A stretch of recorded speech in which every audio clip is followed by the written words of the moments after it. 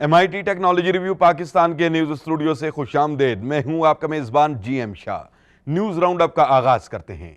Bulletin के आगाज में आपको बताते हैं कि पाकिस्तान साल 2018 में अपना पहला रिमोट सेंसिंग सैटेलाइट खला में भेजेगा। इस हवाले से चेयरमैन स्पार्को कैसर अनीस खुर्रम ने एक तकरीब से खिताब करते हुए कहा कि सैटेलाइट से पाकिस्तान रिमोट सेंसिंग में खुद कफील हो जाएगा।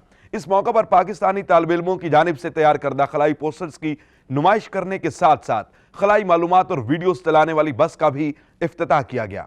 तकरीबात का यह सिलसिला दूसरे शहरों में भी जारी है। और आपको बताते चलें कि माहिरीन ने दुश्मन ड्रोन को हवा में तबाह करने वाला हथियार तैयार कर लिया है। इस हथियार को क्राशोका 4 का नाम दिया गया है, जिसको पहली मर्तबा रूस में मकामी हथियारों की नुमाइश में पेश कर दिया गया है। यह हथियार 4 किलोमीटर की दूरी से दुश्मन ड्रोन और बगैर पायलट के तैयारों के मवासलाती और रेडियो निजाम को तबाह करके उनका कंट्रोल खत्म कर देता है, जिसके बाद उनका शिकार किया हुआ ड्रोन नीचे गिर जाता है।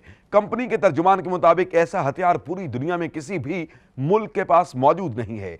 डायरेक्ट एनर्जी वेपन कहलवाने वाले इस ड्रोन के कई कामयाब तजर्बात किए जा चुके हैं।